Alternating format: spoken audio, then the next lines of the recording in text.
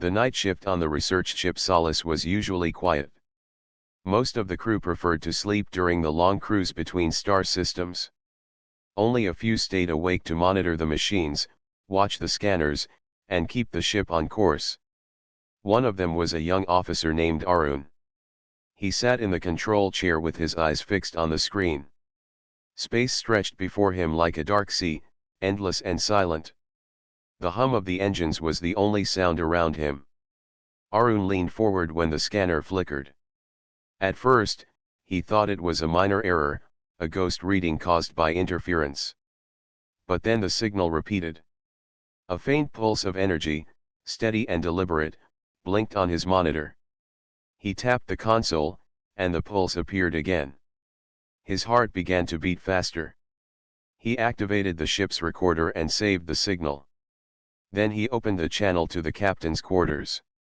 "Captain Rena, I think you should see this," he said. A few minutes later, Captain Rena arrived on the bridge. Her dark hair was tied back, and her sharp eyes studied the screen without a word. She was not the kind of person to get excited easily. Years in space had taught her patience. She motioned for Arun to replay the signal. The pulse came again. Slow, rhythmic, almost like a heartbeat. It was not a natural pattern. It carried structure, intention, meaning. "Where is it coming from?" she asked. Arun pointed to the coordinates. "From the edge of the Sharon belt. Right where no one dares to go." The Sharon belt was a wide stretch of broken rocks and dust circling a silent star. Every spacefaring race in the region avoided it. Ships that entered often failed to return. Some called it cursed. Others said there was an ancient weapon hidden there. Whatever the truth was, nobody liked to get close. Rena crossed her arms. "You are sure this is not a malfunction?" "I checked 3 times, Arun said. "It is real. And it is aimed at us." The captain raised her brow. "At us?" "Yes," Arun replied.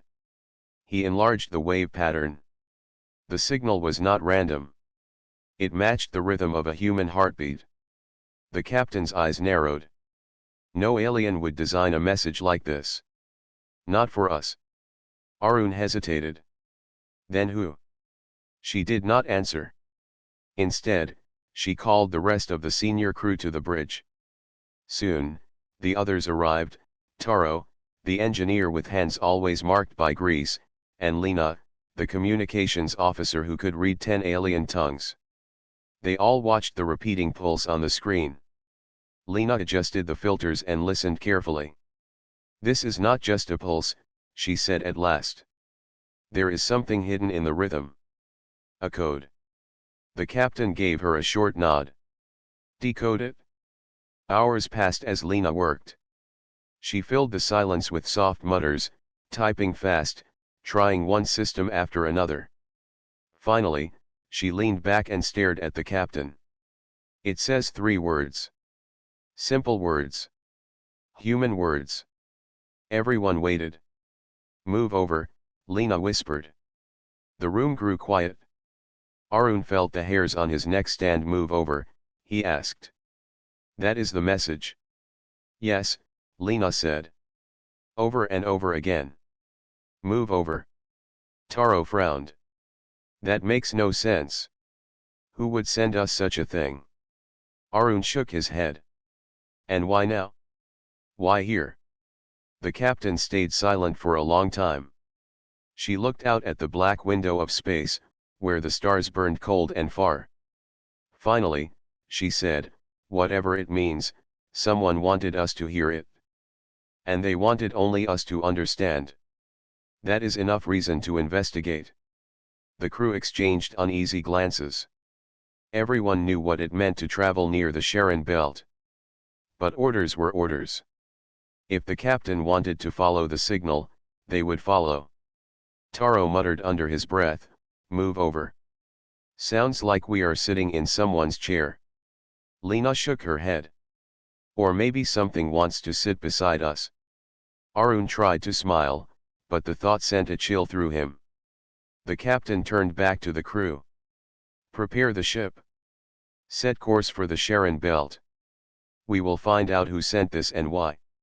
The hum of the engines deepened as Solace changed direction. The stars shifted across the window as the ship aimed toward the forbidden region. The pulse still echoed on the screen, steady and patient, as if waiting for them to arrive. Arun sat back in his chair. He could not stop thinking about the words. Move over. What if it was not a warning? What if it was an invitation? The ship cut through the silence of space. The crew braced themselves for the unknown. None of them spoke for a while. They all felt the weight of the strange message pressing on their minds. And somewhere beyond the dark rocks of the Charon Belt, something waited for them. The ship Solace glided toward the Charon Belt like a lone traveler stepping into a storm. From the window, the crew could see massive chunks of rock drifting in silence. Some were as small as fists, others larger than cities. They moved slowly but with deadly force, crashing into one another and scattering fragments that sparkled in the weak light of the dead star. The engines rumbled as Taro guided the ship forward. His hands were steady, though sweat rolled down his temple. Flying through a place like this required skill.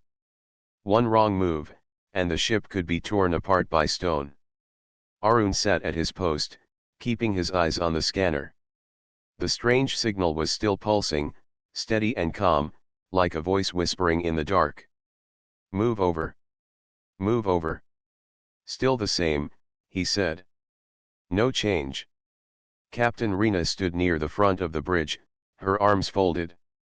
Her face was calm, but Arun noticed the tension in her jaw.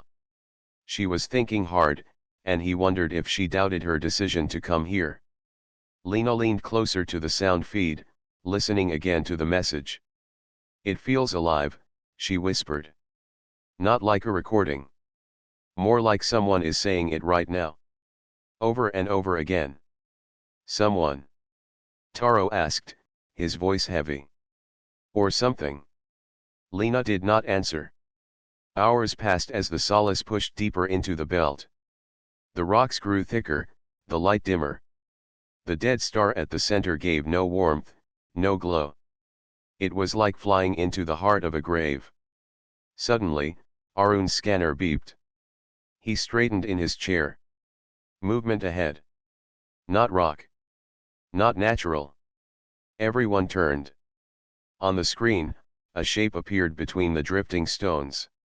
At first, it looked like a mountain, jagged and broken. But as the ship moved closer, the shape grew clearer. It was not stone. It was metal. A structure, Arun breathed. A massive one. Captain Rena's eyes narrowed. Put it on full view. The screen widened, showing the full outline. It was an enormous station, larger than any human ship, hanging in the shadow of the star. Its surface was scarred, its towers broken, its walls marked by ages of dust. Yet parts of it still glowed faintly, lines of pale blue light running like veins across the surface. It is alive, Lena said softly. After all this time, it still lives. Taro whistled under his breath. Who built this?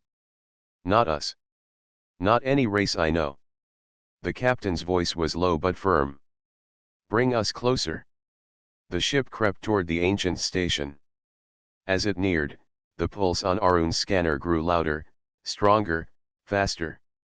The words echoed in his head, not just through the machine but inside his thoughts.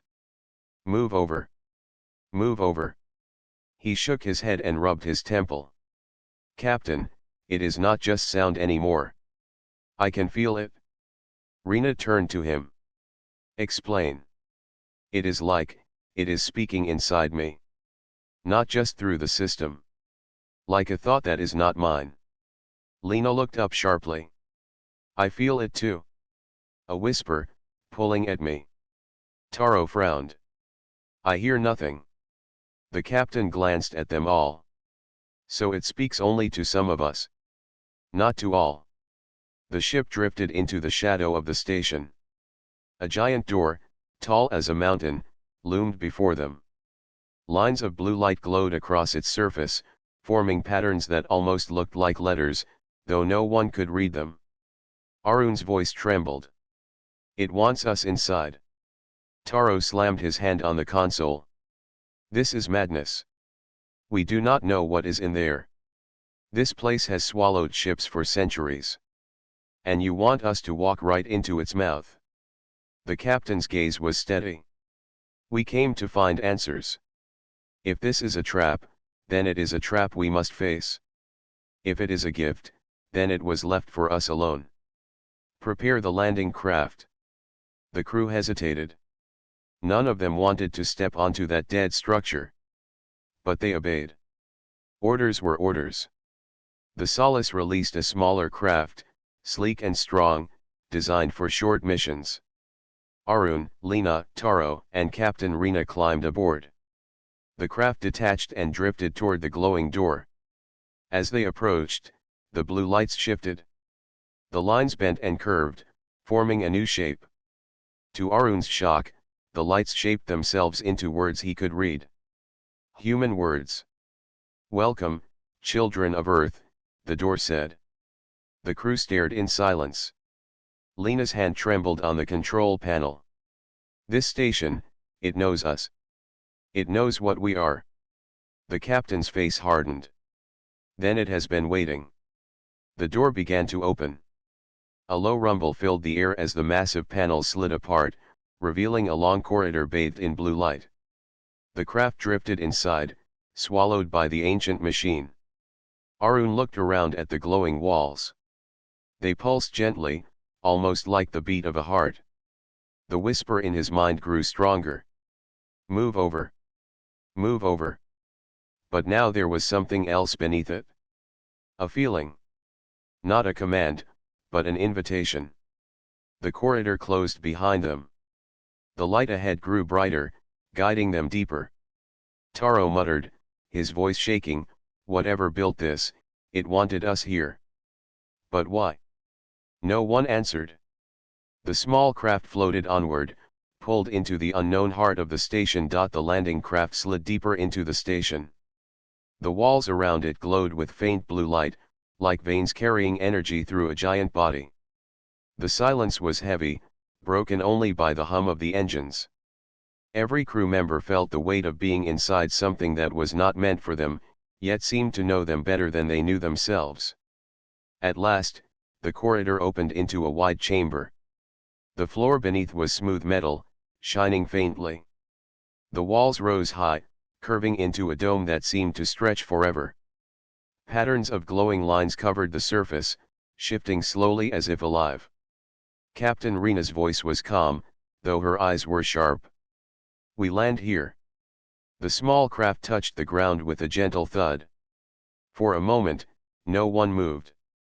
Each of them stared out the window, hearts beating fast, minds racing with questions. Taro broke the silence. "This is wrong. Places like this do not survive for ages without reason. Something is keeping it alive. And that something is watching us." Arun unbuckled his seat and stood. "Maybe it is not watching us in anger. Maybe it is waiting." Lena's hand hovered over her controls. "I feel it again. The whisper. It is stronger now. But it is not telling me to move over anymore. It is asking me to step closer." The captain nodded. "Then we step closer." The hatch of the craft opened, and a thin layer of air flowed inside. It was not cold, not hot. It felt like the station itself had made the air for them. Slowly, the crew walked out, their boots echoing across the empty hall. The floor glowed faintly where they stepped, leaving behind soft trails of light that faded after a moment. Arun looked down, amazed. "It reacts to us." Taro muttered, "Or it marks us." At the center of the chamber stood a tall pillar. It reached high into the dome, pulsing with blue light. Strange shapes moved across its surface, symbols twisting into new forms. Then, as the crew approached, the shapes shifted into something familiar. Human letters appeared, glowing bright. "Welcome," the pillar said. The four of them froze. Arun whispered, "It is alive." The pillar pulsed again. New words appeared. "You are late." Captain Reena's face tightened. "Late?" she asked aloud. Her voice echoed in the hall. "Late for what?" The symbols changed. "For the inheritance." The crew exchanged stunned looks. Lena's voice shook as she said, "This place was not built by humans, but it is speaking to us in our own language. How could it know us?" The captain took a step closer to the pillar. "Who built this station?" she asked. The glowing letters shifted. "The first ones. They lived before your kind. They searched for those who would come after. They searched for you." Arun's throat went dry. "Us? But why? We are only humans. We are not the strongest race in the galaxy. We are not the smartest. Why choose us?" The pillar pulsed gently, as if it was breathing. "Because you imagine. Because you hope. Because you rise." The hall grew quiet. The words hung heavy in the air. Lena's eyes were wide. "It waited for us. All this time, it waited for us." Taro shook his head, his voice sharp. "This is a trick. It must be. Something is luring us in. Maybe it has done this before to others." The pillar changed again. Others came. They failed. They could not hear. They could not change. But you can. Captain Reena stepped closer. She stood only a few feet from the glowing surface now. "What do you want from us?" The words appeared slowly, as if chosen with care. "To test you. To know if you are ready." The floor of the chamber shook gently, and the dome above rippled with light. Pathways opened along the walls, leading into dark corridors. One path glowed brighter than the rest, a line of blue stretching deep into the station. The pillar pulsed again. "One must enter. One must face the trial. The trial will show if your kind is worthy." Arun felt a chill run down his spine. "And if we are not?" The pillar dimmed for a moment, then brightened with a single word. "Then you leave. Forever." The silence that followed was heavy. The crew looked at each other, uncertain, afraid. Lena placed her hand on her chest. "I feel it calling me. The whisper wants me to walk that path." Arun shook his head quickly. "No, I feel it too. Stronger than before. Maybe it wants me." Taro scowled. "You are both fools. This thing will swallow whoever steps inside. We should turn back while we can." But Captain Reena's voice cut through their fear. "Enough. We came here for answers, and we will not run now. One of us must go forward. The question is who?" The glowing path pulsed again, brighter, sharper, waiting. Arun stared into the shadows ahead. He could not explain it, but deep inside, he felt the path was waiting for him. It was not just calling. It was inviting. He drew a slow breath. "Captain. I will go." The others turned toward him in shock. Reena's eyes narrowed, studying his face. Then she gave a short nod. "Very well. You will face the trial." Arun stepped toward the glowing path. The light brightened beneath his feet, guiding him forward.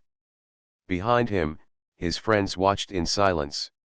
The whispers filled his mind, louder than ever, yet strangely gentle. "Move over. Move over." And with each step, he felt as though he was moving not into danger, but into destiny. Arun walked alone into the glowing corridor. The walls curved around him like the inside of a living creature. Blue light pulsed along the metal, leading him deeper. Each step echoed in the silence, and with every echo the whisper in his mind grew clearer. "Move over. Move over." But now the whisper carried warmth. It was not a command. It was an invitation, almost like a hand reaching out to guide him. Arun kept walking until the corridor opened into another chamber. This chamber was smaller than the first, round and smooth, with no doors except the one he entered through. At the center stood a circular platform glowing faintly.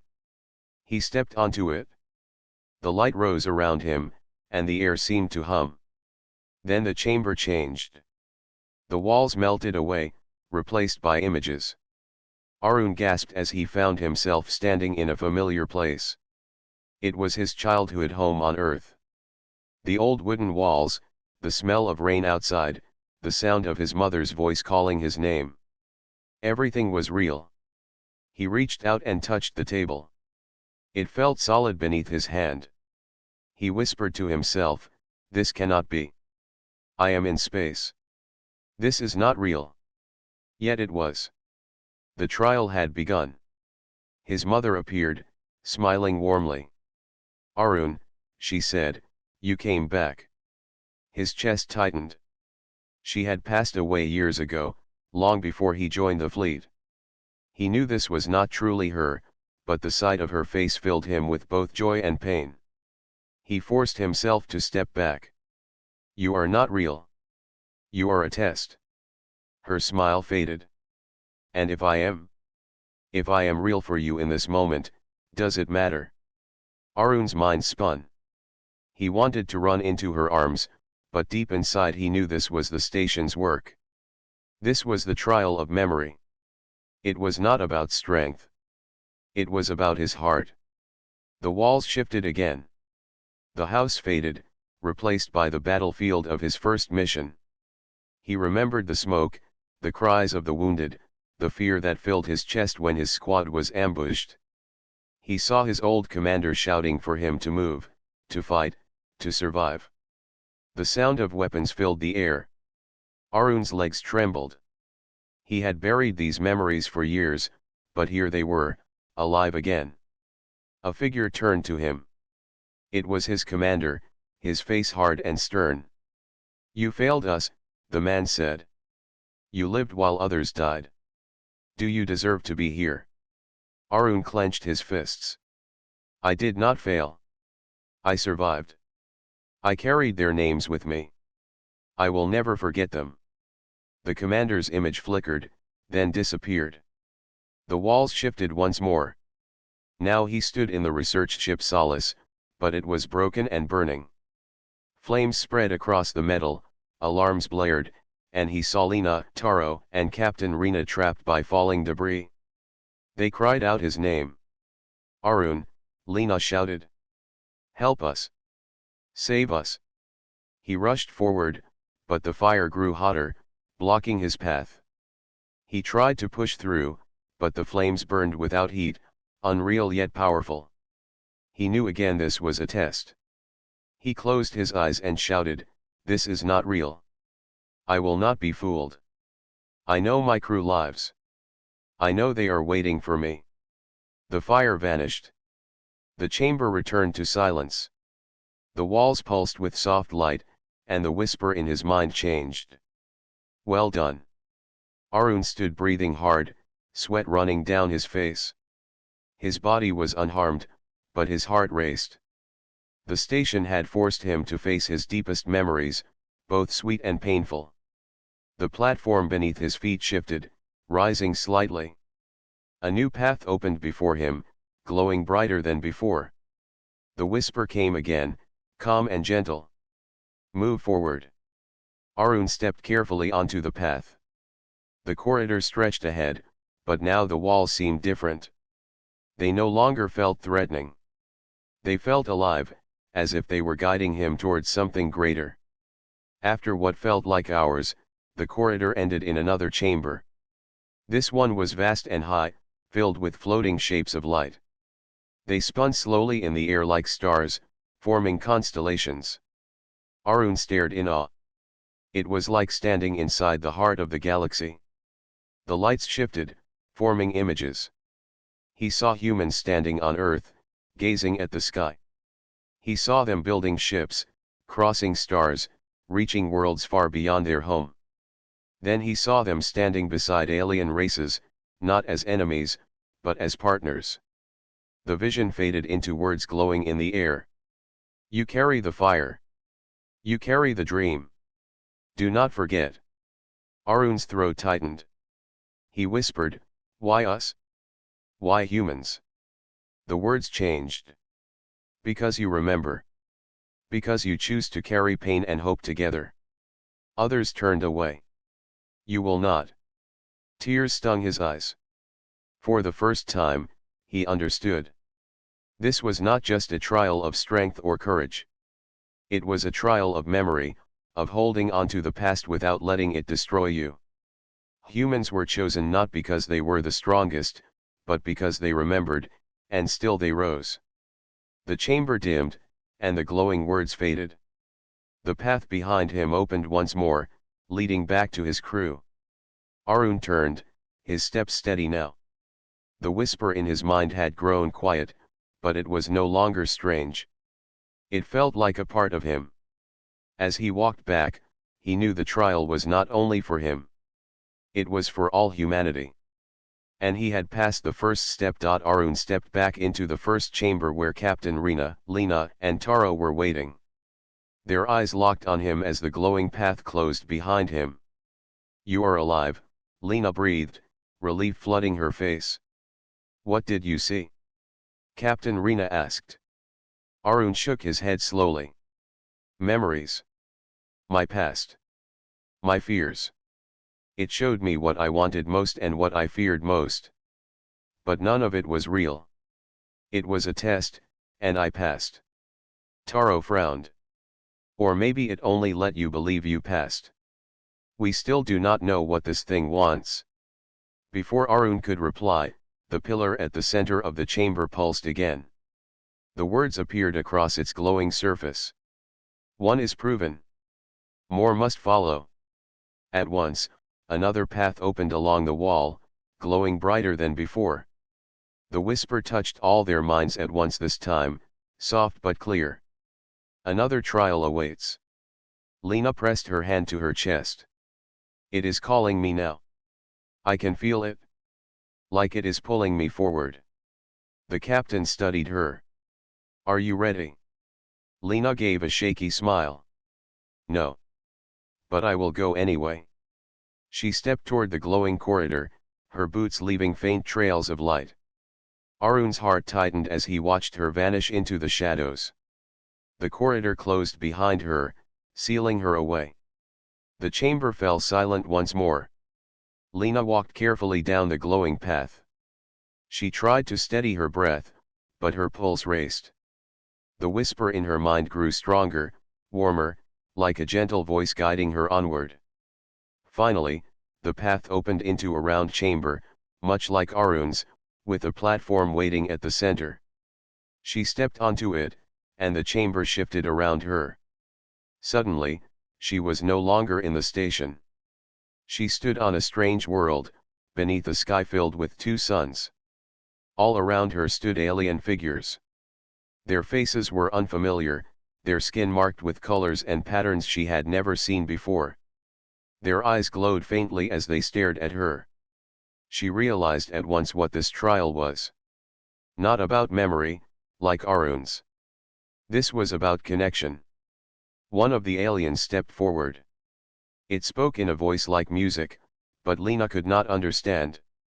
She tried to respond, but her words sounded heavy and broken. The alien tilted its head in confusion. More aliens approached, all speaking at once. Their words overlapped, rising like a wave of sound. Lena pressed her hands to her ears, but the voices only grew louder. Her heart raced. "I cannot understand you," she cried. "I do not know what you want." The voices stopped. For a moment, the world grew silent. Then the first alien raised its hand and touched its chest. Slowly, carefully, it repeated the motion. Lena hesitated, then mirrored the gesture, pressing her hand to her own chest. The alien tilted its head, then stepped closer. It touched her hand gently, and for a brief moment she felt a spark not of words, but of feeling. Warmth. Fear. Hope. Lena gasped. "You are not speaking with words. You are speaking with heart." The alien's eyes glowed brighter, and suddenly the voices around her changed. They no longer sounded like noise. She could feel their meaning: fear of the unknown, longing for peace, a wish to be understood. Her eyes filled with tears. She spread her arms wide. I understand. I do not need your words. I feel you. At once, the crowd of aliens lowered their heads in respect. The first alien smiled. In that moment, Lena knew she had passed the trial. The world around her melted away, and she stood once again in the glowing chamber. Words appeared in the air above her. Connection makes you strong. Alone, you are weak. Together, you rise.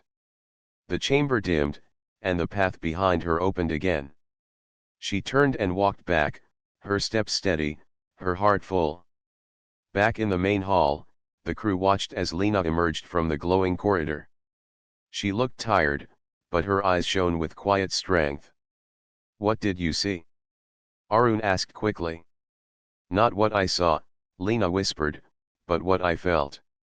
It showed me that words are not the only way to speak. That sometimes the heart is stronger than the tongue. We were chosen not for our weapons, but for our ability to understand. The pillar pulsed again, brighter this time. Words appeared across its surface. Two have proven themselves. One trial remains. The floor shook, and another path opened. This one glowed more fiercely than the others, its light stretching deep into the heart of the station. Taro cursed under his breath. So it is my turn now, is it? The captain turned toward him, her eyes calm. You do not have to go if you choose not to. But Taro's jaw tightened. I have mocked this since the start. If I turn away now, then I prove myself a coward. No, I will go. He walked toward the glowing corridor, his broad shoulders stiff, his steps heavy. The path swallowed him, closing behind. The three who remained stood in silence, staring at the sealed wall. None of them spoke, but each of them wondered the same thing. If Arun's trial was memory, and Lena's was heart, what would Taro face in the darkness? The glowing path closed behind Taro, sealing him away from his friends. The air in the corridor felt heavier than before, almost pressing against his chest. His boots echoed loudly with each step, but he did not slow down. He was afraid, but he refused to show it. At the end of the path, a new chamber opened. It was darker than the others, with only faint red light glowing in the walls. The floor was cracked, and the air smelled faintly of smoke, though no fire burned. In the center stood the same circular platform. Taro stepped onto it. The moment he did, the light in the chamber grew bright, and the walls melted away. Now he stood on the deck of a ship. But not the Solace. This one was unknown, massive, and shaking under heavy fire. Explosions lit the air, alarms screamed, and the metal beneath his feet trembled. Figures ran past him, some human, some alien. They all looked at him, their eyes filled with panic. One shouted, "We are under attack. Captain, give us the order." Taro froze. He realized the figure they were shouting to was him. Somehow, the trial had placed him in command. He opened his mouth but found no words. The ship shook harder. On the main screen, a fleet of hostile ships approached, their weapons glowing with deadly light. The crew looked at him again. "Captain, what do we do?" His heart pounded. He had never been a captain. He had always been an engineer, fixing machines, not leading people. Yet here he was, and dozens of lives looked to him for guidance. For a moment, fear nearly broke him. He wanted to shout that this was not real, that he was no leader. But then he remembered the truth of the trials. They were not about what was real. They were about what was inside. He clenched his fists. "We fight," he said, his voice steady at last. The crew cheered and ran to their stations. The ship's weapons fired, bright streaks of light filling the black sky. The enemy fleet answered with fire of their own. The ship rocked under the impact. Sparks flew, and smoke filled the air. A young officer turned to him. "Captain, we cannot hold. The enemy is stronger. Say the word, and we run." Taro's jaw tightened. If they fled, they might survive, but others would die. He looked again at the crew. Their faces showed trust, even fear, but trust still. They were waiting for his courage. He raised his voice. "No running. We stand together. If we fall as one. Fire all weapons." The ship thundered as its guns unleashed everything. Enemy ships exploded, burning into fragments. But still more came. The hull cracked, the alarms screamed louder, and the ship shook as if it would tear apart. Smoke stung his eyes. He gripped the console, shouting over the noise. "Keep fighting. Do not give in." Then the enemy's final blast struck. The ship split apart, fire rushing through the halls. The crew cried out, reaching toward him, but the flames swallowed everything. The scene froze. The fire, the screams, the destruction, everything hung in silence. Then it faded, leaving only the glowing chamber once more. Taro fell to his knees, gasping for breath. His body was unharmed, but his heart felt heavy. He had watched his crew die. He had watched his ship burn. Words appeared in the air above him. Courage is not to live without fear. Courage is to face fear and still choose. He looked up, his eyes burning with unshed tears. Slowly, he nodded. He understood. He had not saved the ship, but he had not run. He had stood firm, and that was what mattered. The words shifted again. "You are proven." The path behind him opened, glowing once more. Taro stood, his legs weak but steady. He turned and walked back, step by step, toward his waiting crew.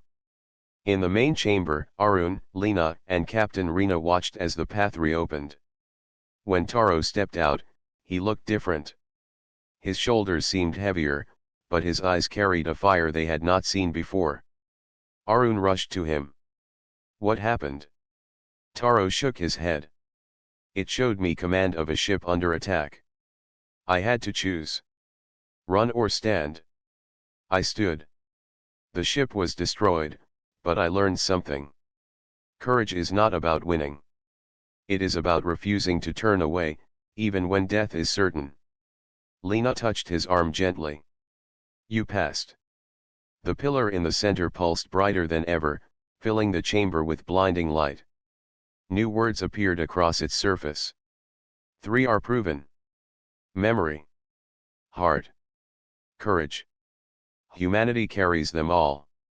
The walls trembled as the chamber began to change. The blue light spread upward, covering the dome. Shapes of stars appeared, galaxies spinning above their heads. The whisper returned to their minds, stronger than before, speaking as one clear voice. "You are chosen. The time has come to receive the gift." Captain Rena lifted her gaze, her voice steady. "The gift of what?" The stars above shifted, forming patterns of light that seemed to stretch into infinity. The whisper answered, filling them all with awe. "The gift of the first ones. The gift of knowledge. The gift of hope." The chamber shook harder, and a new passage opened, wider than any before.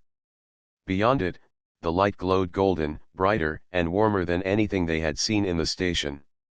Captain Rena turned to her crew. "We go together this time. Whatever waits for us, we face it as one." The 4 of them stepped forward, side by side, into the golden light. The 4 humans stepped into the golden corridor. Unlike the blue paths before, this one glowed with a warmth that felt alive. The air was soft, almost like a gentle breeze, though they knew no wind could exist inside a sealed station. Their boots touched the shining floor, and each step echoed like music. The corridor led them into the grandest chamber yet. It was vast, so wide and high that it felt like standing beneath the open sky. The dome above glowed with stars, galaxies swirling in patterns too perfect to be chance. At the center stood a sphere of pure light, floating above a circular platform. Its glow shifted gently, as if it were breathing. The crew stopped in awe. Arun whispered, "It looks like a star caught inside a shell." The whisper in their minds returned, but now it was no longer a faint voice. It was strong and clear, like many voices speaking together. "You have passed the trials. Memory, heart, courage. You are ready." Captain Rena took a step forward, her face steady though her eyes shone with wonder. "Ready for what?" The sphere pulsed. "Ready for the inheritance of the first ones." The light around the sphere shifted, showing visions in the air. Great cities rising on worlds they had never seen.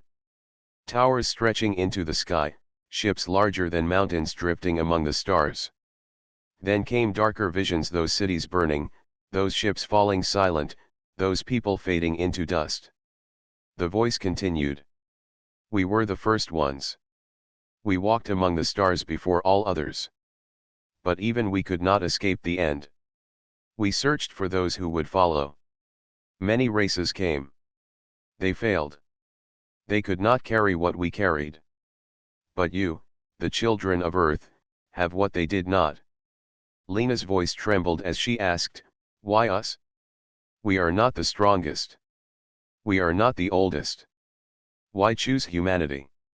The sphere pulsed brighter. "Because you remember pain yet still rise. Because you fear yet still face. Because you are many voices but can speak as one. Others were stronger. Others were wiser.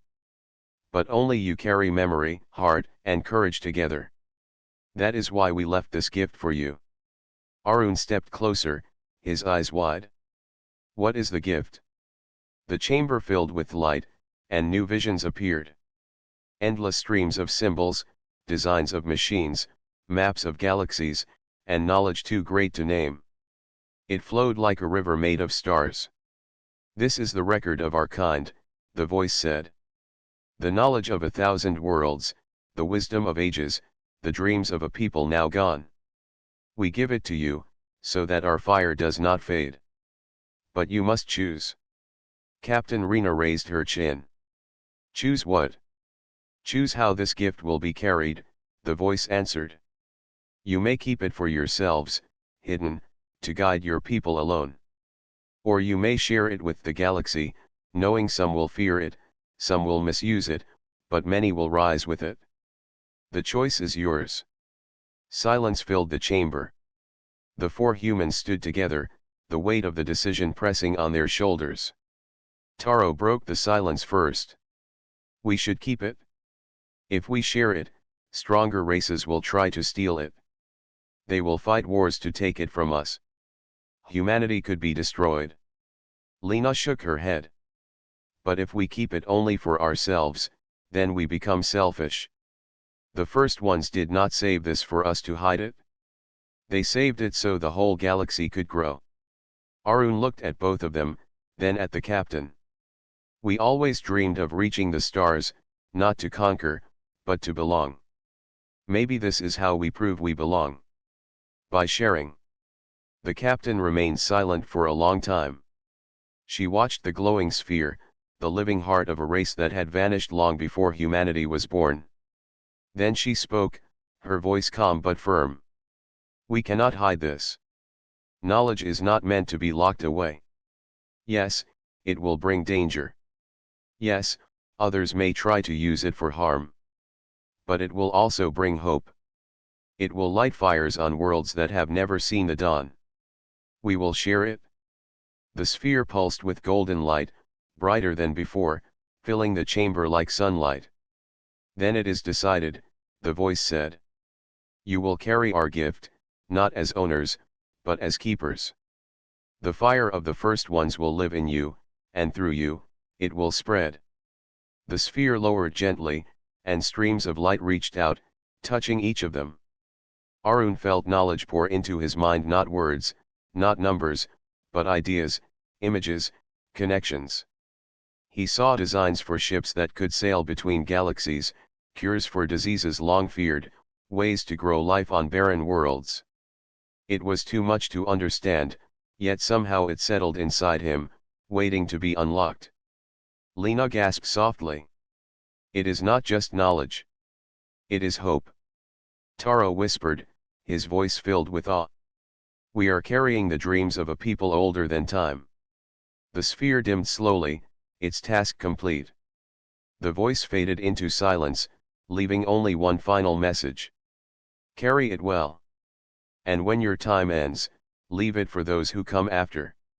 Move over, and let them rise. The chamber grew still. The golden light faded, and the great doors behind them opened once more, leading back to their ship. The four humans stood together, each of them changed forever. The trials had tested them, and the station had chosen them.